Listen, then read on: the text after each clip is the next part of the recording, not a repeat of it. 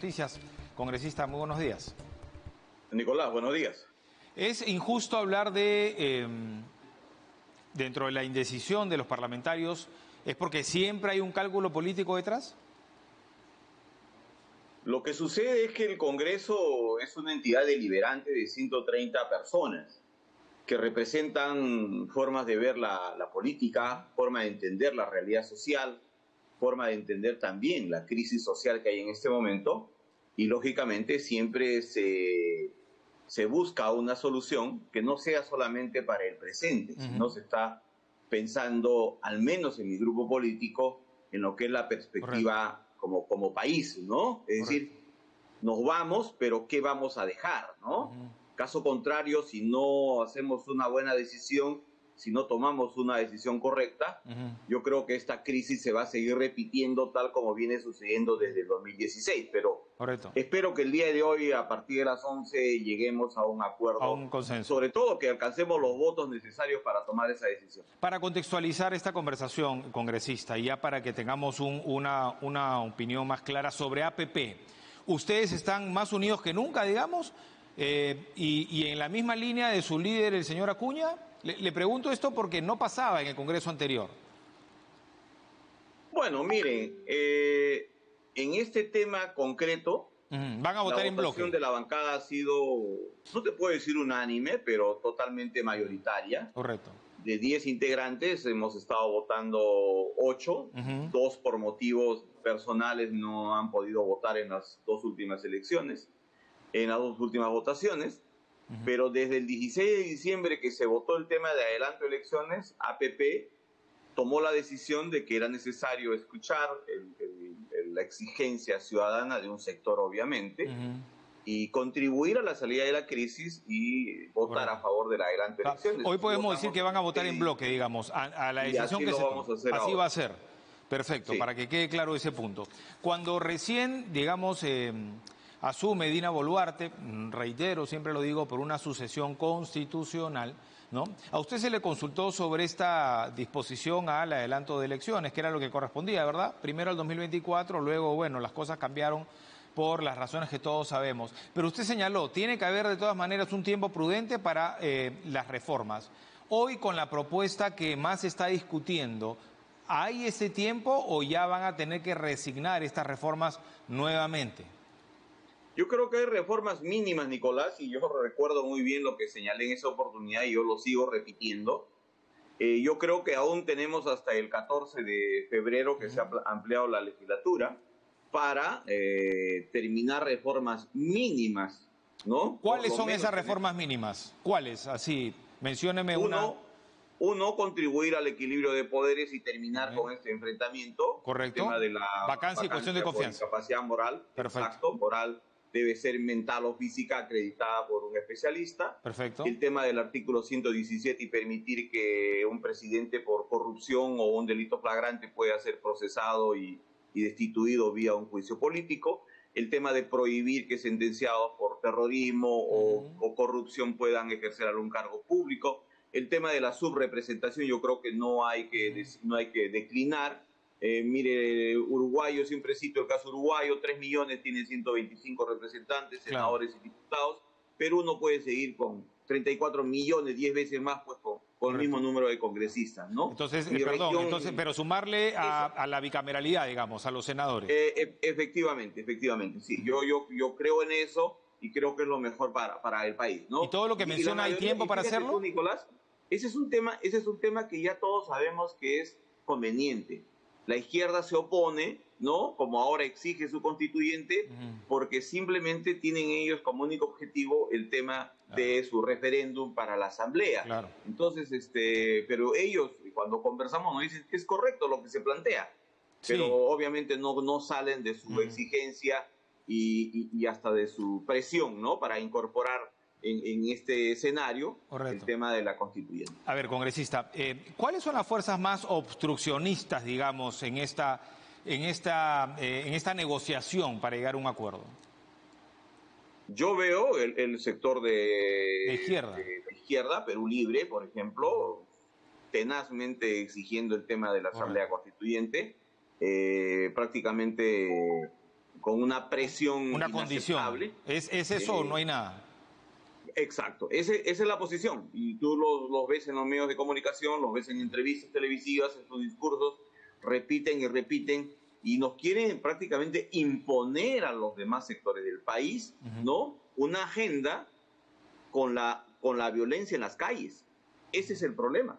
Y creo que el país no puede aceptar como método político ese escenario, ¿no? El señor Bermejo permanentemente con su grupo parlamentario también se oponen a este tema, y por el lado de la derecha también hay sectores que plantean que tendríamos que respetar el mandato hasta el 2026. Eso le iba a decir. Está siendo principista, pero no real. Eso le iba a decir, vamos al otro extremo, ¿no? Al almirante Montoya, básicamente, que dice yo de ninguna manera me voy, ¿no? Porque el periodo es de tanto. Pero, a ver, ¿ese punto se soluciona haciendo una elección solamente presidencial o permitiendo la reelección?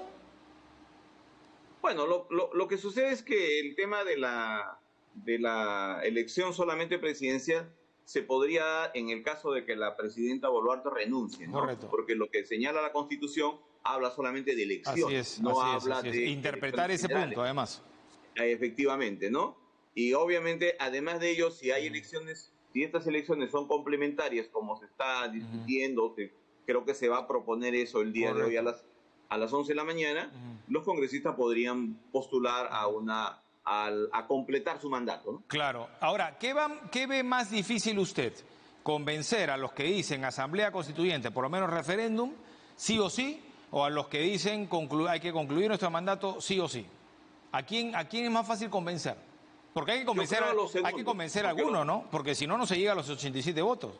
Efectivamente. O caso contrario, también sería pertinente, digamos, una opción razonable es llegar a los 66 votos y que el pueblo decida con su voto, ¿no? Ok, ese eventual referéndum, ¿para cuándo serían las elecciones, verdad? Efectivamente. Solamente para eso, lo cual seguiría obviamente este nivel de zozobra que hay en el país, porque va a demorar.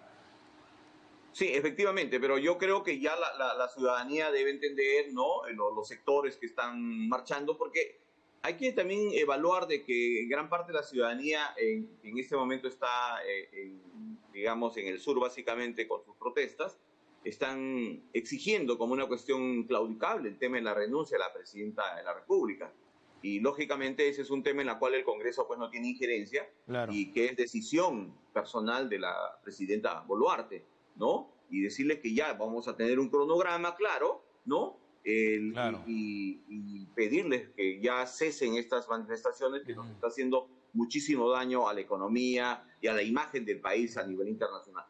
¿Por qué? No sé, porque he escuchado también a congresistas que dicen, yo veo la palabra constituyente en el texto y no voto de ninguna manera a favor.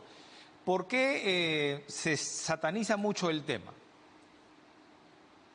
Mira, lo que yo pienso particularmente es que los mecanismos para reformar total o parcialmente lo podemos hacer en el Congreso de la República conforme al artículo 206 de la propia Carta Política.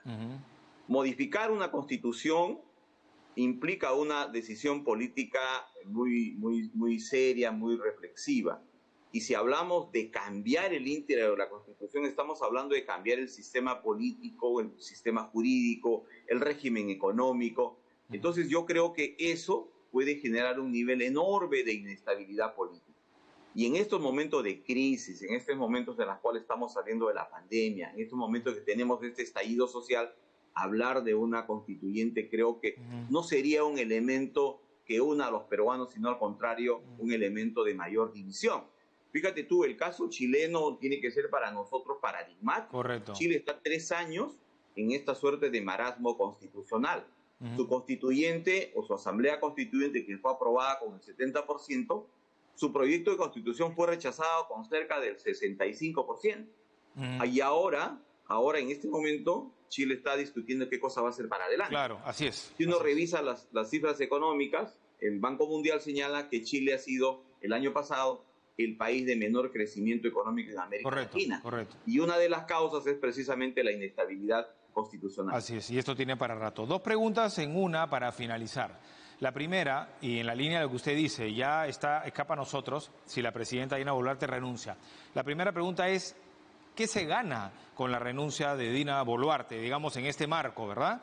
Y lo segundo es, no es tan descabellado, aunque de alguna manera dieron un paso atrás, esta propuesta de vamos a lanzar la iniciativa para que se reforme la Constitución en el próximo Parlamento. ¿Finalmente es una buena idea o no? Bueno, primero sobre el tema de la renuncia. Yo creo que gran parte de la población exige ello por el tema de lamentablemente, de los dramáticos, claro, de pérdida de vida de peruanos, ¿no? Creo que a todos duele lo que ha sucedido, pero creo que en el fondo traería mucho más anarquía y creo que no ayudaría mucho a salir del problema. Es lo que pienso personalmente, ¿no? Correcto. Y los plazos, además del adelanto, también sería igual. O sea, en esa línea no se avanza nada.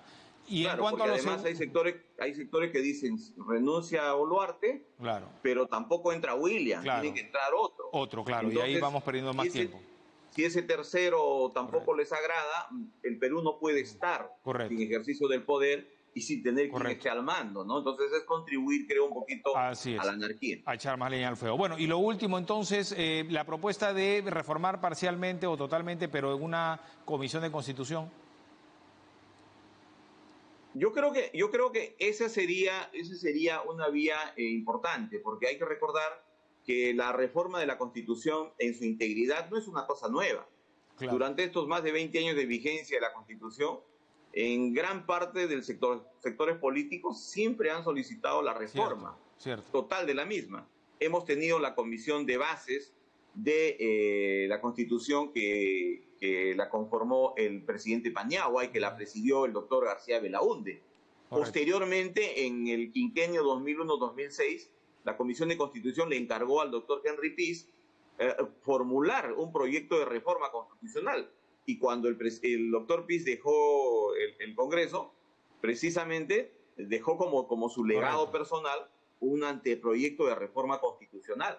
Entonces, es totalmente válido que el próximo Congreso se encargue, ¿no? Con total legitimidad, con mucho más tiempo, ¿no? Con mecanismos quizás mucho más expeditivos, con participación de la comunidad, y trabajemos una reforma integral de la Constitución. Y quizá al final un referéndum sobre eso, pero ya sabiendo concretamente qué hay. Muchas gracias, congresista Salguana.